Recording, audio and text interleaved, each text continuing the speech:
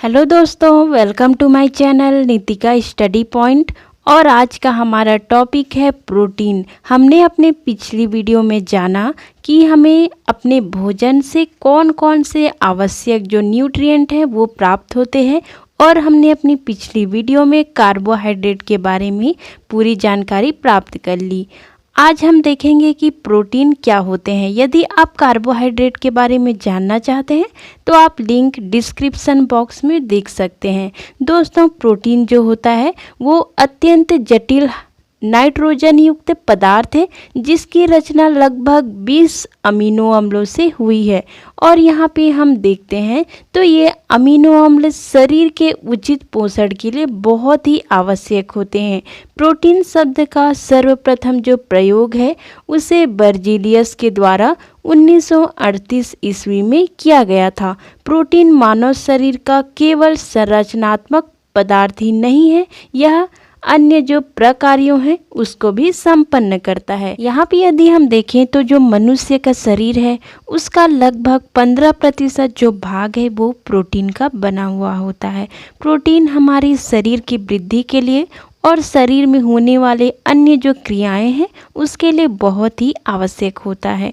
दोस्तों, चलिए अब हम जानते हैं कि प्रोटीन कितने प्रकार के हो सकते हैं। यहाँ पे हम प्रोटीन को 3 प्रकार से देखते हैं। पहला है सरल प्रोटीन या फिर जिसे सिंपल प्रोटीन कहा जाता है। दूसरा है संयुग्मी प्रोटीन या फिर कंजुगेटेड प्रोटीन। और तीसरा है व्युत्पन्न प्रोटीन या फिर ड्राइव्ड प्रोटीन।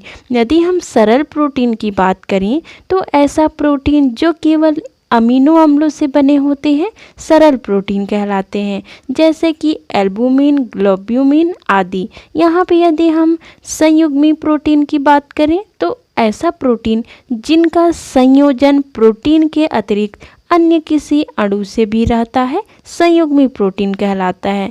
जैसे कि यहाँ पे हम यदि एग्जाम्पल देखें तो न्यूक्लियोप्रोटीन, ग्लाइकोप्रोटीन, फास्फोप्रोटीन, ये इसके एग्जाम्पल हैं। तीसरा है हमारा व्युत्पन्न प्रोटीन, वो प्रोटीन जो प्राकृतिक प्रोटीन के आंशिक जलीय अपघटन से प्राप्त होता है, मतलब इन्हीं प्राप्त किया जाता है, बनाया जाता है, ये प्रकृति में पहले से उत्पन्न नहीं होते, व्युत्पन्न प्रोटीन कहलाते हैं। चलिए अब हम देखते हैं प्रोटीन के मुख्य कौन कौन से कार्य हमारे शरीर में हो सकते हैं। ये कोशिकाओं की वृद्धि एवं मरम्मत के लिए बहुत ही आवश्यक होते हैं।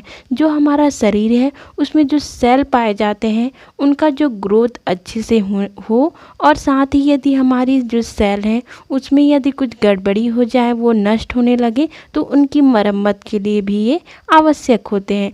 अनेक जटिल प्रोटीन मेटाबॉलिक प्रक्रियाओं में यहाँ पे एंजाइम का कार्य करते हैं। कुछ प्रोटीन हार्मोन के संश्लेषण में भी भाग लेते हैं।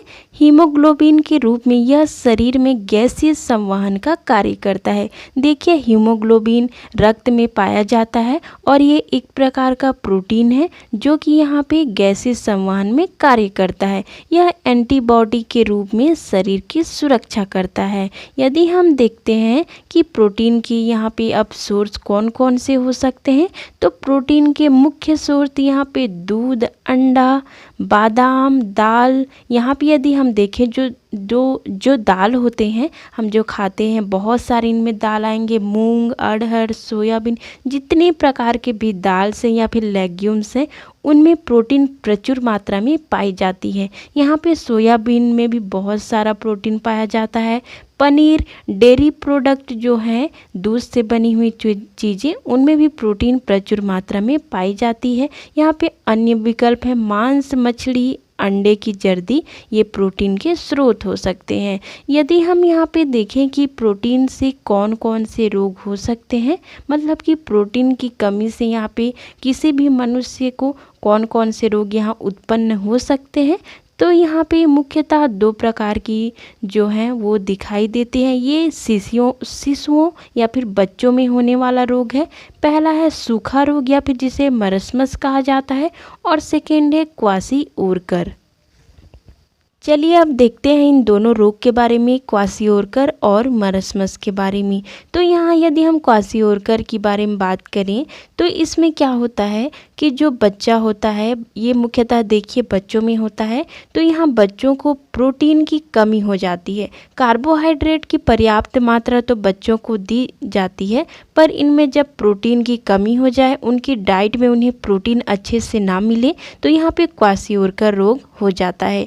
इस अवस्था में जो बच्चे हैं वो मोटे, ताजे एवं तंदुरुस्त तो दिखते हैं, पर उनके शरीर में प्रोटीन के कारण कई जटिलताएं उत्पन्न हो जाती हैं। देखिए कार्बोहाइड्रेट के चलते यहाँ पे उनका जो वो है, शरीर का जो वजन है वो तो ठीक रहता है, पर अंदर में जो प्रोटीन की कमी होती है तो यहाँ पे उनकी जो टिश्यू हैं उनका निर्माण अच्छे से नहीं हो पाता, और उनकी जो आंतरिक वो है वृद्धि है वो अच्छे से नहीं हो पाती। यहाँ पे जो क्वासियोरकर रोग है वो एक अफ्रीकन शब्द है। यह रोग अधिकांश 1 से 4 साल के बच्चों में होता है। हमारा सेकेंड है मरस्मस। जब बच्चों में आहार में यहाँ पे कैलोरी के साथ साथ प्रोटीन की भी कमी हो जाती है तो मरस्मस रोग होता है। यह 2 से 4 वर्ष के बालकों में होता है।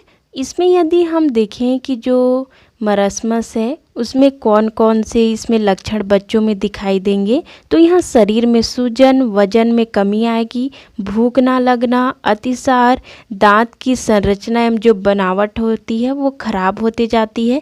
यहाँ पे इनका जो फेस है वो मून के समान गोल दिखाई देता है, बाल रूखे और बेजान हो जाते हैं, और साथ ही साथ इसमें बच्चा जो है चिड़चिड़ापन और निराश, और यहाँ पे उसे भय या फिर डर सा ये डरा हुआ दिखाई देता है। यहाँ पे हमने देखा कि प्रोटीन की कमी से बच्चों में मुख्यतः 2 प्रकार के रोग होते हैं, और यदि हम प्रोटीन की जो ज़्यादा मात्रा है, जितनी हमें लेनी चाहिए उससे अधिक यदि हम प्रोटीन की मात्रा लेने लगे हमारे भोजन में, तो उससे यहाँ पे हृदय रोग, स्ट्रोक, कब्ज और किडनी से संबंधित बीमारी हो सकती है। दोस्तों आप चलिए जानते हैं कि हमें प्रोटीन की दैनिक आवश्यकता कितनी होती है। ICMR के अनुसार यदि हम देखें तो 1 से 3 वर्ष के जो बच्चे हैं उन्हें 22 ग्राम एक दिन में प्रोटीन की आवश्यकता होती है। उसी प्रकार यदि हम देखें 4 से 6 वर्ष के बच्चे हैं उन्हें एक दिन में 30 ग्राम प्रोटीन की आवश्यकता होती है।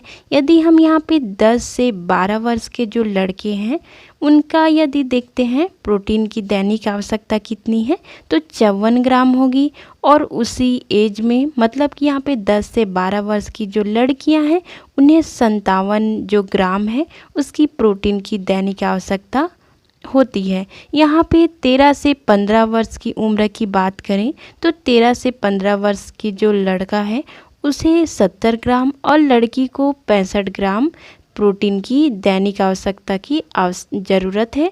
और यहाँ 16 से 18 वर्ष के जो लड़के हैं उन्हें 78 ग्राम प्रोटीन एक दिन में, और लड़की हैं उन्हें 63 ग्राम प्रोटीन की जो आवश्यकता है वो होती है। यहाँ पे जो वयस्क पुरुष हैं उन्हें 60 ग्राम प्रोटीन एक दिन में चाहिए, और जो वयस्क महिला हैं उन्हें 50 ग्राम प्रोटीन की जो दैनिक आवश्यकता है वो होती है।